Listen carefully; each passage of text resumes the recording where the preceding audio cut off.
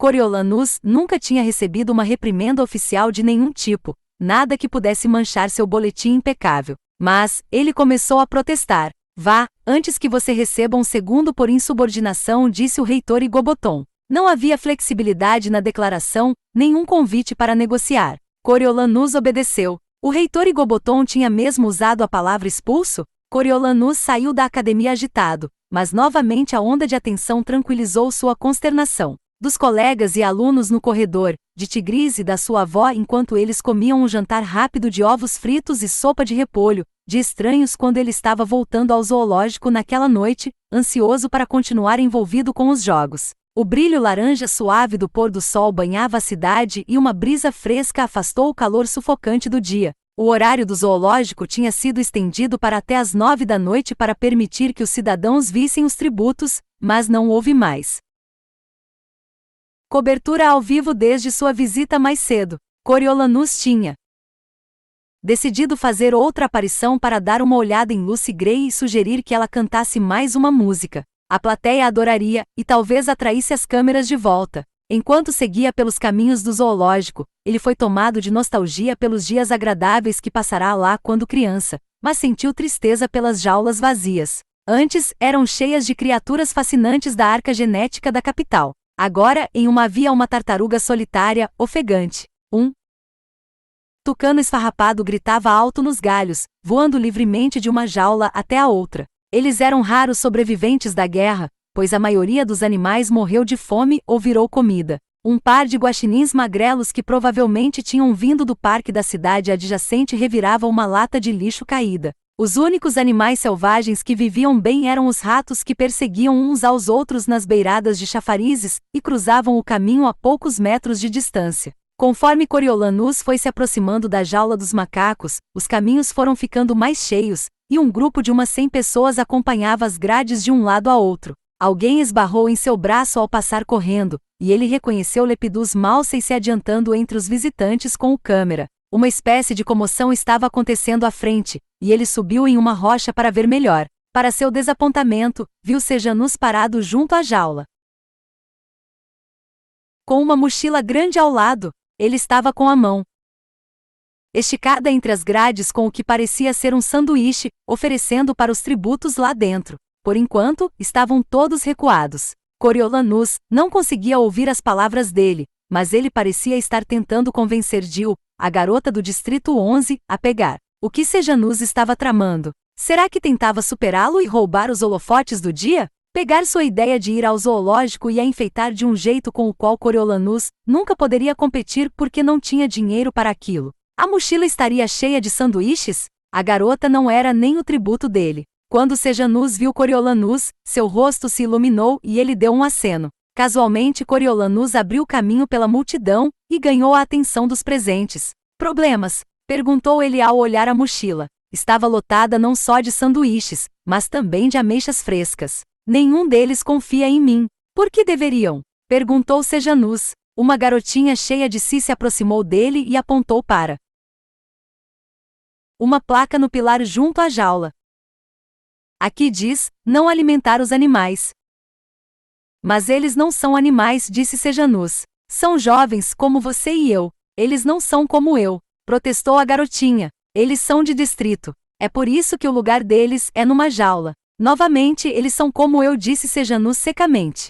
Coriolanus, será que você consegue fazer seu tributo se aproximar? Se ela vier, talvez os outros venham também. Eles devem estar morrendo de fome. A mente de Coriolanus trabalhou rápido. Ele já tinha recebido um demérito naquele dia e não queria forçar a sorte com o reitor Igoboton. Por outro lado, o demérito fora por botar um aluno em perigo, e ele estava perfeitamente seguro daquele lado das grades.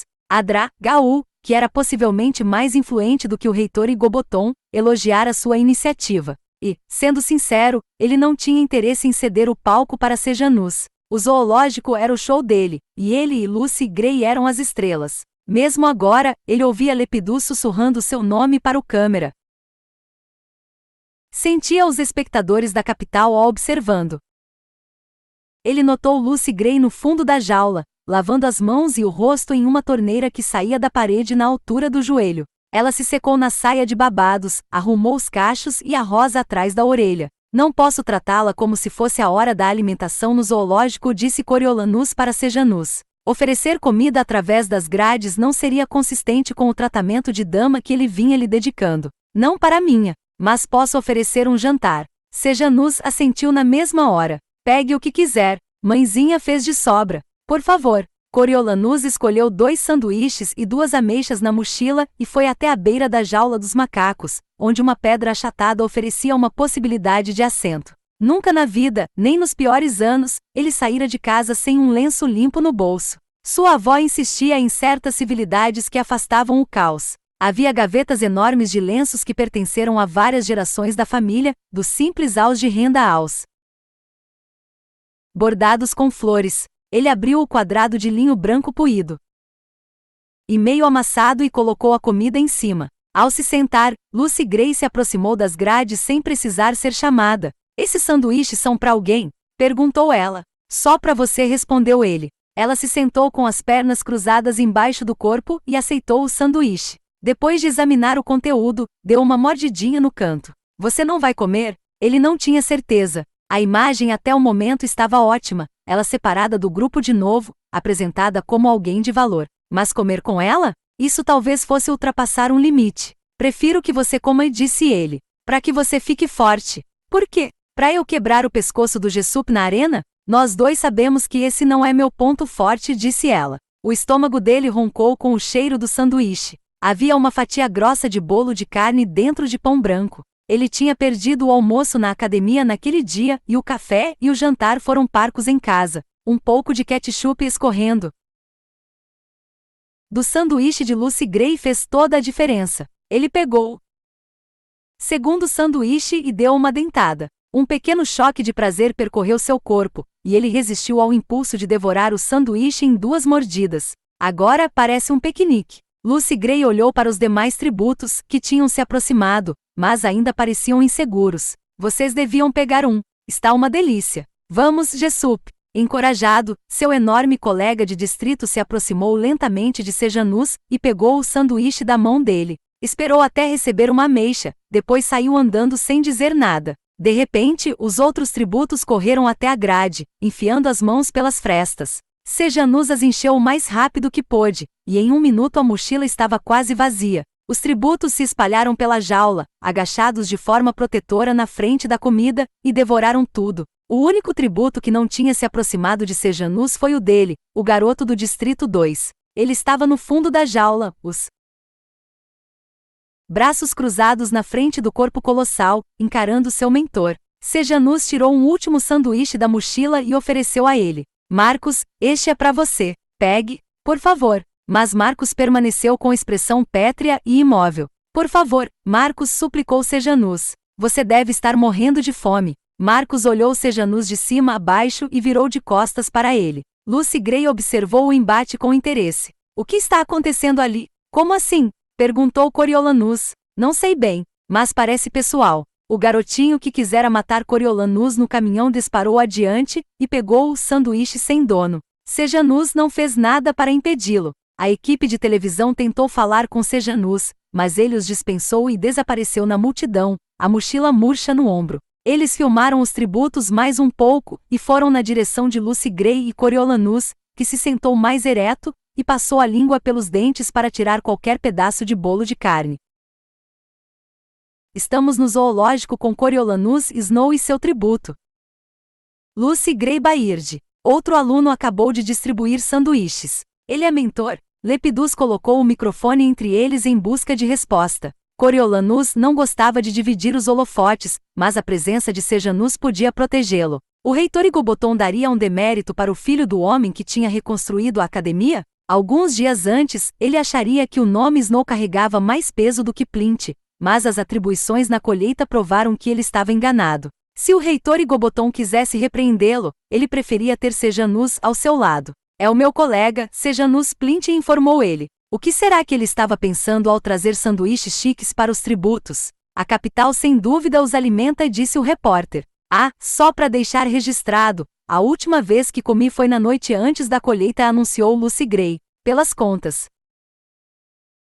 Tem 3 dias. Ah, certo. Bem, aprecie esse sanduíche. disse Lepidus. Ele fez sinal para a câmera se virar para os outros tributos. Lucy Gray se levantou de repente, se inclinou na direção das grades e chamou o foco de volta. Sabe, senhor repórter, o que seria ótimo? Se alguém tiver comida sobrando, poderia trazer para o zoológico. Não é divertido assistir aos jogos se estivermos fracos demais para lutar, você não acha? Há uma certa verdade nisso, disse o repórter, inseguro. Eu gosto de coisas doces, mas não sou fresca. Ela sorriu e mordeu a ameixa. Certo. Tudo bem, disse ele, se afastando. Coriolanus percebeu que o repórter estava em terreno instável. Ele devia mesmo estar ajudando Lucy a pedir comida aos cidadãos? Pareceria uma condenação à capital? Quando a equipe de televisão se deslocou na direção dos demais tributos, Lucy Gray se sentou na frente dele. Exagerei. Não para mim. Me desculpe por não ter pensado em trazer comida, disse ele.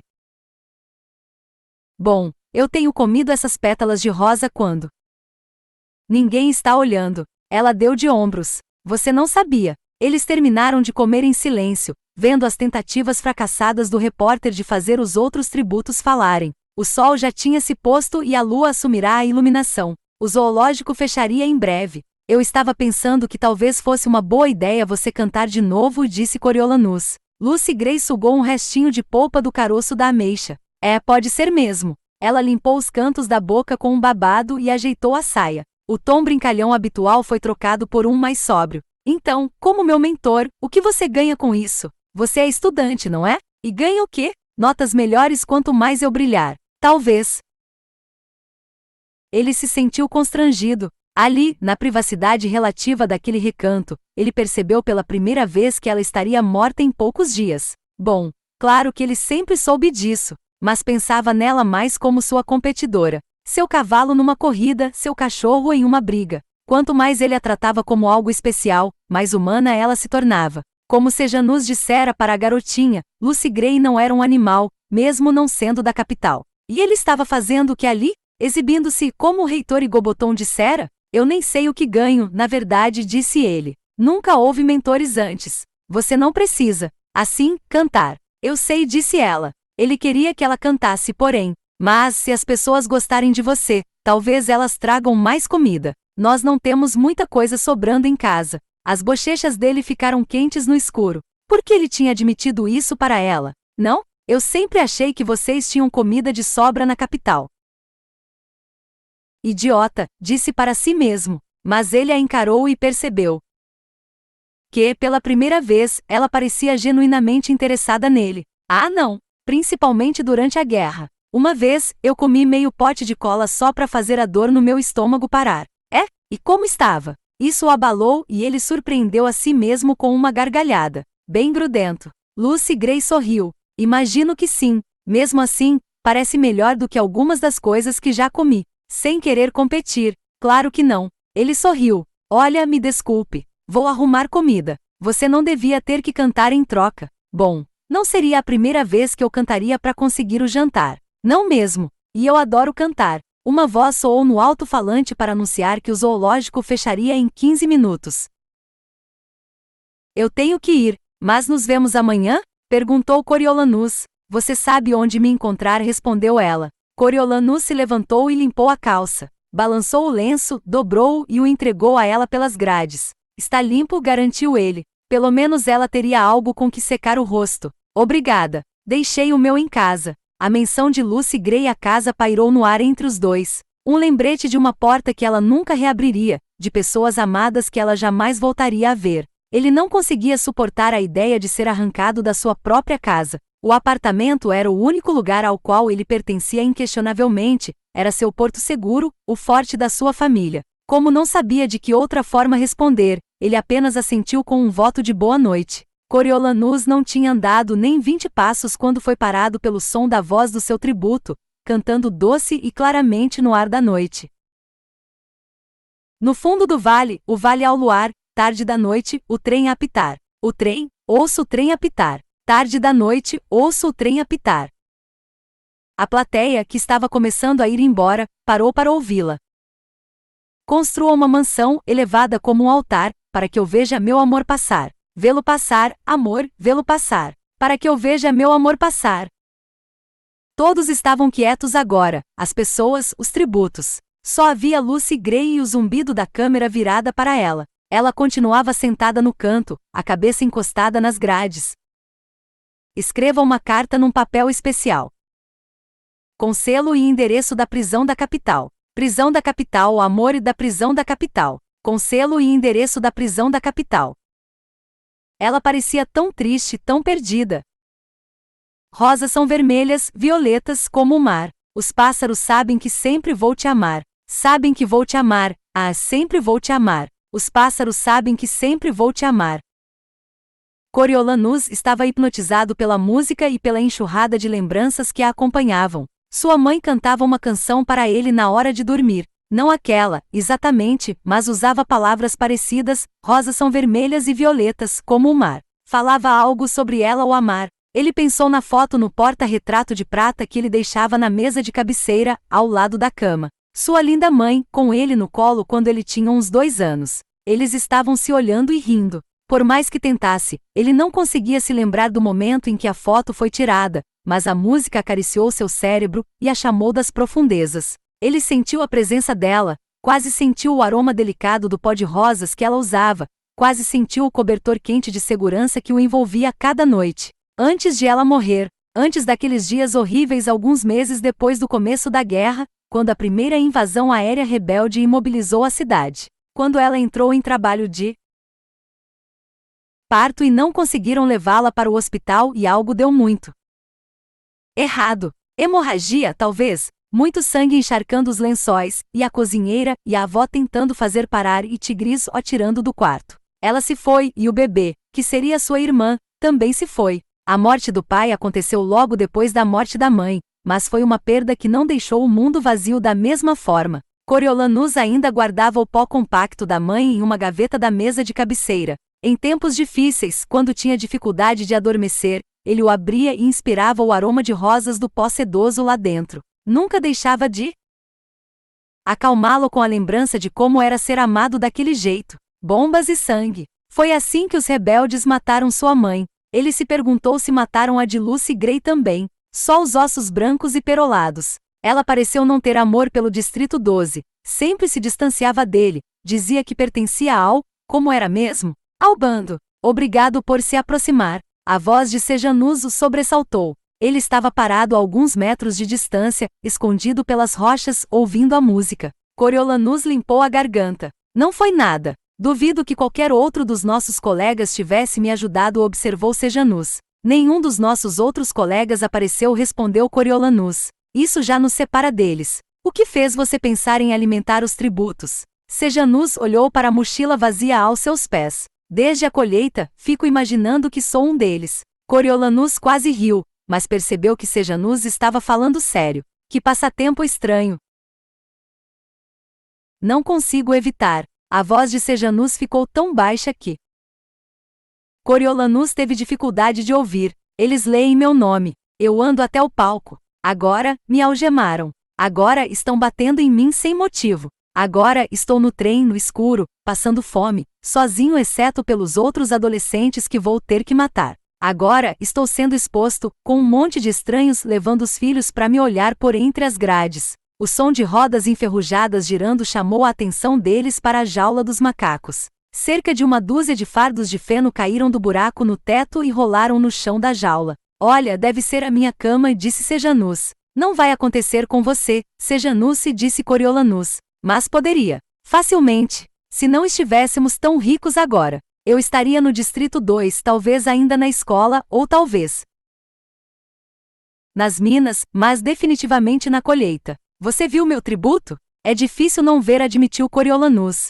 Acho que ele tem uma boa chance de ganhar. Ele foi meu colega de turma. Antes de eu vir pra cá. Lá, o nome dele é Marcos, continuou Sejanus. Não era exatamente meu amigo, mas também não era inimigo. Um dia, prendi o dedo na porta, foi feio, e ele pegou neve no parapeito da janela para tentar diminuir o inchaço. Nem perguntou à professora, só foi lá e fez. Você acha que ele se lembra de você? Perguntou Coriolanus. Vocês eram pequenos. E muita coisa aconteceu desde aquela época. Ah, ele se lembra de mim. Os Plints são famosos por lá. Sejanus pareceu estar sofrendo. Famosos e profundamente desprezados. E agora você é mentor dele. E agora eu sou o mentor dele, ecoou Sejanus. As luzes dentro da jaula dos macacos diminuíram. Alguns dos tributos se moveram para fazer ninhos de feno e passar a noite. Coriolanus viu Marcos bebendo direto da torneira e jogando água na cabeça. Quando se levantou e andou até os fardos de feno, fez os outros parecerem anões. Sejanus deu um chutinho na mochila. Ele não quis aceitar um sanduíche meu. Ele prefere entrar nos jogos passando fome a aceitar comida da minha mão. Não é sua culpa, disse Coriolanus. Eu sei. Sou tão inocente que chega a sufocar, disse Sejanus. Coriolanus estava tentando entender esse pensamento quando uma briga teve início dentro da jaula. 2 garotos queriam um mesmo fardo de feno e saíram no tapa por causa disso. Marcos interveio, pegou cada um pela gola e os afastou como se fossem bonecas de pano. Eles voaram no ar por alguns metros antes de caírem desajeitados. Enquanto se escondiam nas sombras, Marcos pegou o fardo de feno para si, sem se impressionar com a briga. Mas ele vai ganhar, disse Coriolanus. Se antes tinha dúvidas, a exibição de poder de Marcos a silenciou. Mais uma vez, ele sentiu a amargura por um plinte receber o tributo mais poderoso. E ele estava cansado dos choramingos de Sejanus a respeito do pai dele ter comprado o vitorioso. Qualquer um de nós teria ficado feliz com ele. Sejanus se animou um pouco. É mesmo? Então fica com ele. É seu. Você não está falando sério, disse Coriolanus. 100%. Sejanus ficou de pé. Quero que você fique com ele. E eu fico com Lucy Gray. Ainda vai ser horrível, mas pelo menos eu não a conhecia. Sei que as pessoas gostam dela, mas de que isso vai adiantar na arena? Não tem como ela o vencer. Troque de tributo comigo. Ganhe os jogos. Fique com a glória. Por favor, Coriolanus, eu jamais esqueceria o favor. Por um momento, Coriolanus sentiu o gosto, a doçura da vitória, os gritos da multidão. Se pôde tornar Lucy Gray uma favorita, imagine o que faria com uma potência como Marcos. E? Realmente, que chance ela tinha? Seu olhar se desviou para Lucy Gray, encostada na grade como um animal encurralado. Na penumbra, as cores dela, o que ela possuía de especial, tinham sumido, tornando-a apenas mais uma criatura sem graça e ferida. Não era concorrência nem para as outras garotas, que dirá para os garotos. A ideia de derrotar Marcos era risível. Era como jogar um pássaro canouro contra um urso pardo. Sua boca estava formando a palavra combinado, mas ele parou. Vencer com Marcos não era vencer. Não era necessário cérebro, habilidade, nem mesmo sorte. Vencer com Lucy Gray seria muito difícil, mas também seria histórico se ele conseguisse. Além do mais, vencer era tão importante assim, ou o importante era envolver a plateia. Graças a ele, Lucy Gray era a estrela atual dos jogos, o tributo mais memorável, independente de quem vencesse. Ele pensou em suas mãos entrelaçadas no zoológico quando eles enfrentaram o mundo. Eles eram uma equipe. Ela confiava nele. Ele não conseguia imaginar contar para ela que a tinha largado por Marcos. Ou, pior ainda, contar aos espectadores. Além disso, que garantia ele tinha de que Marcos reagiria a ele melhor do que reagir a Sejanus? Ele parecia do tipo que ignoraria todo mundo. E Coriolanus pareceria um idiota, implorando por uma migalha de atenção de Marcos enquanto Lucy Gray fazia piruetas em volta de Sejanus. Havia mais uma consideração. Ele possuía algo que Sejanus Plint queria, e queria muito. Sejanus já tinha usurpado sua posição, sua herança, suas roupas, seus doces, seus sanduíches e o privilégio devido a um Snow. Agora, estava querendo seu apartamento, seu lugar na universidade, seu próprio futuro, e tinha a audácia de se ressentir da boa sorte, de rejeitá-la, de considerá-la punição, até. Se ter Marcos como tributo incomodava Sejanus, que bom. Ele que se incomodasse. Lucy Gray era a única coisa que pertencia a Coriolanus que ele nunca teria. Desculpe, meu amigo, disse com suavidade, mas acho que vou ficar com ela.